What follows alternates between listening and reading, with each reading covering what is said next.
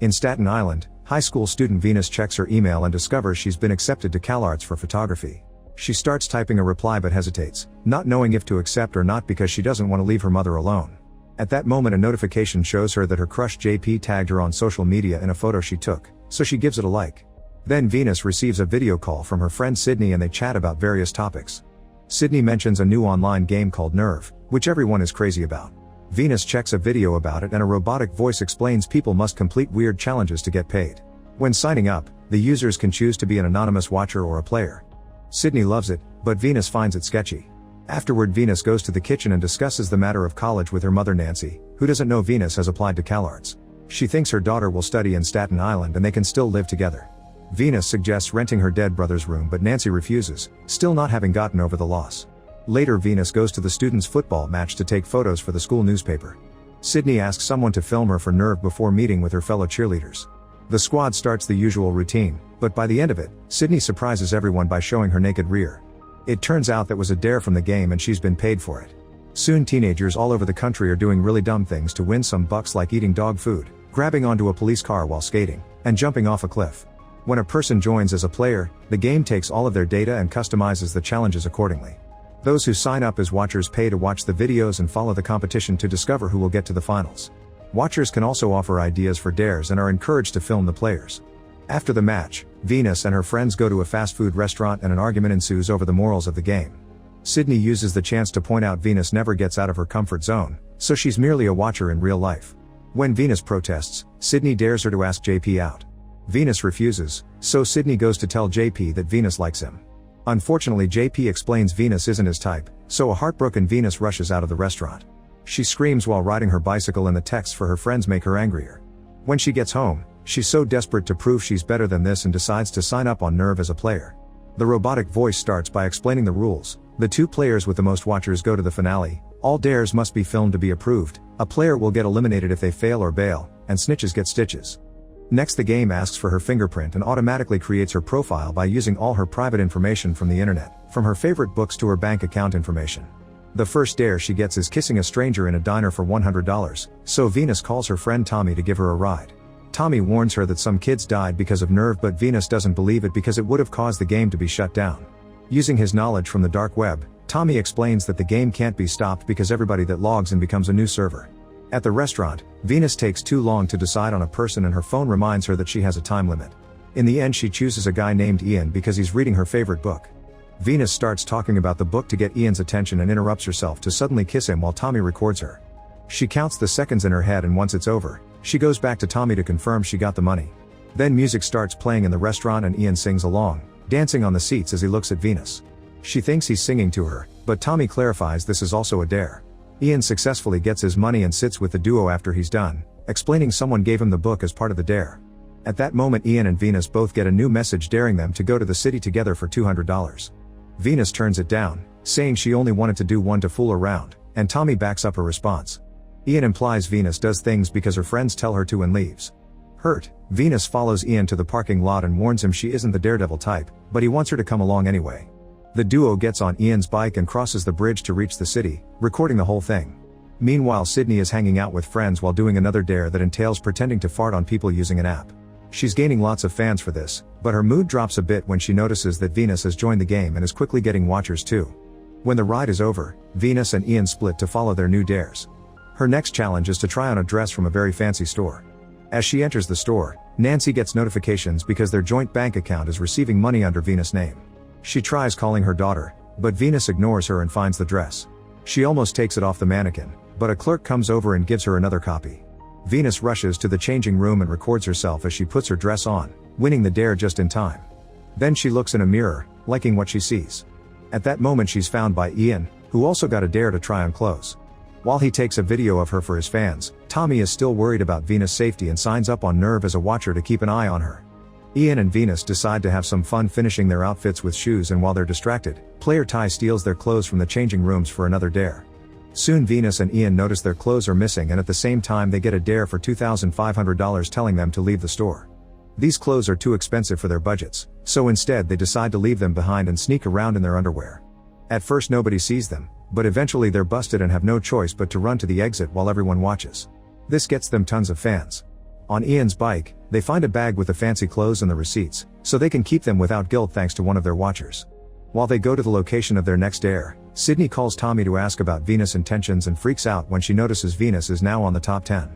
Moments later, Ian and Venus make it to a tattoo parlor, where Venus must get a tattoo that Ian has to choose for her. He looks at various designs and doesn't like anything, so he designs it himself and asks the tattoo artist to fix it. Venus gets on the chair, and while she suffers under the needle, her follower count keeps growing. To distract her from the pain, Ian plays a song she likes and hears the story of her dead brother. Once the tattoo is done, Venus looks at it on the mirror and is pleasantly surprised to discover a lighthouse, like in the name of her favorite book. Meanwhile, at a party, Sydney notices Venus keeps getting fans and her jealousy grows. Tommy is watching all this and finally loses his patience, so he calls a hacker friend for help to find more information about Ian because he doesn't appear on any public site. His friend sends him a passkey to access the dark web, and he finds out that Ian played the game before. In fact, he was involved in an incident that killed a player. Freaking out, Tommy calls Venus to warn her, but she won't pick up. Back to Ian and Venus, they get a new dare asking Ian to drive the bike blindfolded at 60 miles per hour through New York City and Venus to give him the right directions for $10,000. Venus refuses to do it, but at that moment Ty stops by to take a picture of her with a car decal. After he leaves, Ian convinces Venus to do the challenge. When they accept it, a girl at the party puts it on the TV so everyone can watch. Ian covers his helmet with the decal and they take off when Venus confirms the light is green. The driving is rather clumsy and they get too close to another car, so Venus has to push them off to regain control. With a mixture of leaning against his body and words, Venus guides him through the streets as Ian goes faster and faster. They almost hit a red light, but Venus makes Ian go faster and they cross just in time. After going through a tunnel, they finally finish the countdown and Ian clears his vision to stop the right bike before he crashes against a gate. Afterward, the duo celebrates with a kiss. At the party, Sydney is incredibly jealous and asks her watchers to give her a better dare. At that moment she's found by Ty, who asks to team up. Sydney turns him down and Ty gives her his number before leaving. Meanwhile, Nancy calls Tommy, wanting to know if her account is being hacked because she keeps receiving money from anonymous tippers. Tommy makes up a story about Venus playing poker online and getting good earnings from it to get Nancy off their backs. Back to the duo, they have fun on a carousel while bonding over their family situations. This is being recorded and a jealous Sydney tries calling Venus, who doesn't pick up. Ian asks her why and Venus starts explaining how Sydney always puts her down and uses her to feel better about her own insecurities. This embarrasses Sydney in front of everyone and now her watchers are teaming up to think of a dangerous dare for her. At the party, two guys show up with a ladder and Sydney gets a new dare. She must use the ladder to walk from one building to another. She's drunk and dizzy but decides to try anyway. Sydney takes the first steps rather clumsily and falls to her hands and knees to make it easier while everyone else films. However, she must be the one filming for the dare to count, so she stands up again to take her phone from her pocket. Everyone keeps yelling advice and it makes her more nervous, causing her to accidentally drop the phone to the ground. Nerve immediately announces Sydney failed the dare and she's out of the game. All over the country, people are also failing at very dangerous dares, like failing a jump over the train platforms and getting caught on a fire. Ty ends up on train tracks and stays still in the middle, letting a train pass over him without getting hurt. His dare is completed and now he's on first place. As more people fail, only a few players are left. Soon Ian and Venus make it to the party and are received like celebrities. When Venus hears Sydney lost, she goes to check on her and finds her getting naughty with JP. This triggers an argument as both girls start insulting each other for their betrayals. Sydney even throws a jab at Venus' dead brother, crossing the line. At that moment Venus gets a dare asking her to complete Sydney's failed challenge for $15,000. Eager for revenge, Venus immediately accepts and goes to the ladder. Venus is way less clumsy than Sydney and by only needing a few pauses, she quickly walks on the ladder and reaches the neighboring building. As everyone celebrates, Nerve announces Venus is in first place. Afterward, Tommy finds her and tells her that her fight with Sydney has been staged by Ian because that's his dare. Furious, Venus runs out of the party and Ian follows her. People keep on recording them, so Ian drags her to the elevator and explains this is more complicated than it looks, but he can't tell her until later. Venus doesn't believe him and is tired of the risks, so she runs out of the building and finds a cop to explain the game to him. The officer can't see what crime is being committed and watchers nearby start calling her a snitch. At the same time, Nancy discovers her bank account has been emptied. She calls Venus, who is panicking because Ian just left in his bike. At that moment Ty shows up and apologizes before punching Venus, knocking her out for his dare. Moments later, Venus wakes up in a storage unit, where a few lights reveal the phrase snitches get stitches and a computer screen. The robotic voice explains Venus is now their prisoner for breaking the rules. They control her life and her family, which they prove by showing tons of important documents on the screen. The only way for her to leave the game now is to win the final round, for which she must take the Staten Island ferry. Then she kicks the unit door to leave, hiding when she sees someone nearby. Suddenly Ian appears in front of her and finally explains everything. Ian and Ty played Nerve last year in Seattle, and one of their friends died when they tried climbing a crane. They immediately went to the police but nobody took them seriously, calling it an accident. Nerve punished them for breaking the rules and their families' lives were ruined. They messed with Ian's dad's job, leaked photos of his sister online, and stole their identities. There's a hidden level after Watcher and Player called Prisoner, and both Ty and Ian are trapped in it. The only way to leave the game is to win the finale, and now Venus is in the same situation. Then Ian explains he's made a deal with the Watchers and they gave him a hard dare on purpose to bump Ty to third place, that way Ian and Venus can go to the finals and Ian can let her win. Venus doesn't like the idea but lets Ian go to his dare while she calls Tommy for help. He's currently with Sydney, who has heard the truth and agrees to meet as well. The girls hug and apologize when they meet before discussing the situation. Venus wants to go to the finale but she also wants to destroy the game, so she asks Tommy to change Nerve's code and reveal all the Watchers' identities. She also sends Sydney on a secret mission as part of the plan. Meanwhile, Ian is repeating the challenge that made them lose last time. He goes to the roof of a very high building and hangs from a crane for 5 seconds with just one hand while a drone records him. He's terrified but he manages to do it, even giving the camera the finger at the end. Now he's in the finals.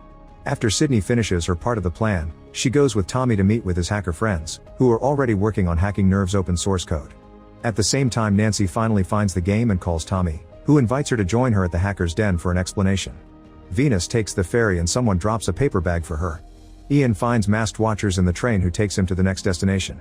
Eventually Venus makes it to a stadium and the guard asks for a ticket, so she reveals the gun from the bag. As thousands of people log in to watch the final dare, Venus goes inside and notices tons of anonymous Watchers wearing masks. Ian soon arrives too and their final dare is to shoot each other. Whoever shoots first wins the game and they only have 20 seconds, so the hackers need to hurry. Ian tells Venus to shoot and she does so but at the ground, so nobody wins. Everyone insults them and Venus tries to leave, but a Watcher shoots in the air to stop her. The Watcher removes his mask and reveals to be Ty, who volunteers to shoot Ian. As the crowd cheers, Venus runs to get between them and calls the Watchers cowards for hiding behind masks and screen names, finding bravery only in groups. Ty dismisses her words so Venus dares him to shoot. As Ty seeks the crowd's approval, a poll appears on their phones and everyone votes in favor of Ty shooting Venus, so he proceeds to do exactly that. Ian screams and catches Venus' falling body. At that moment the hackers finally finish their job and everybody's real names appear on their phones with a message telling them that they're accomplices to murder. Terrified, people all over the country start signing out and leaving the stadium, not leaving a single server on for Nerve to exist in. A furious Ian tries to shoot Ty, but suddenly Venus wakes up and stops him. It turns out calling Ty was Sydney's part of the plan. All along his gun had blanks and Venus' blood is fake. Ty and Ian now can finally reconcile. At the den, everyone celebrates and the hackers even get Nancy's money back. After leaving the stadium, Ian admits his real name is Sam and the couple kisses. Sometime later, Venus is happily attending CalArts and dating Ian while keeping a healthier friendship with Tommy and Sydney. Make sure to subscribe and turn on notifications so you can watch more videos like this. Thanks for watching.